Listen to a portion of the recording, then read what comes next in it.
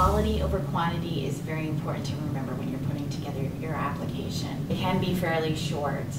They don't need to have tons of examples. You know, sometimes it's nice if you have a few letters of appreciation, but you don't need to include every single thing that you've worked on at the college. Okay, when you put your packet together, most people do use a binder, and I would say this is probably a 1-inch binder.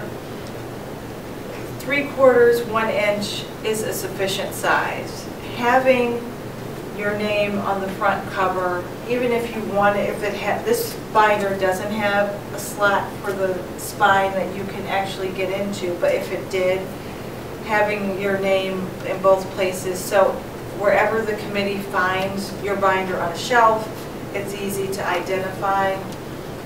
And again, organizing the questions and answers in order from front to back.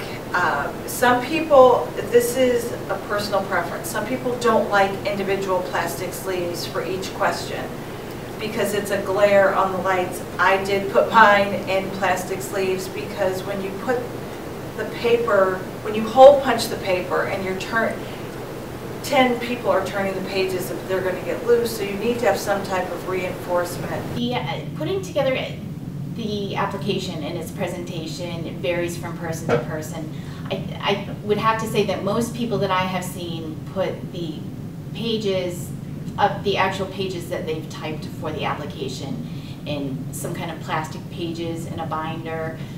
If some support materials are necessary, those are included in the appropriate section with a question in a separate plastic sleeve. Another thing that's really important is not to assume that there's a computer in the room where people are reviewing applications. In a lot of instances, it's a secured location, the files can't leave that area. So unless someone is able to write down a huge link and go back to their desk and do that, it becomes a little bit cumbersome with links to online content. So just something to keep in mind. I would say if it's important to include electronic information, which it could be, to think about the possibilities of how you could present that information. Is it possible to do a screenshot and print that out? Are there other ways to present that information? I would say electronic content is probably the last resort, since people may not have access to a computer while they're reviewing the application, that's when it would be really important to review that content. Other things to do, make sure you have a current evaluation in your file, your professional file. You don't have to include your evaluation in your packet. Over and over again is, we wish there was an up-to-date evaluation in this file.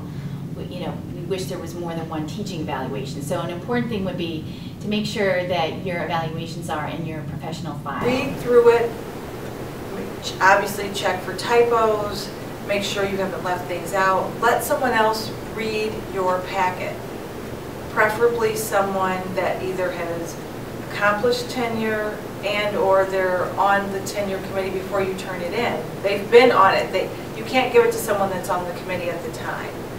But letting them read through it and give you feedback on how you've organized it. Make sure you have answered every question.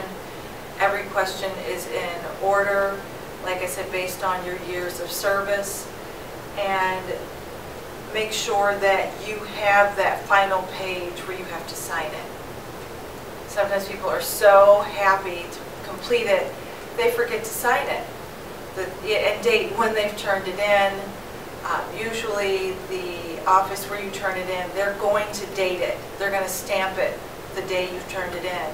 Turn it in early or the day of. Don't turn it in late.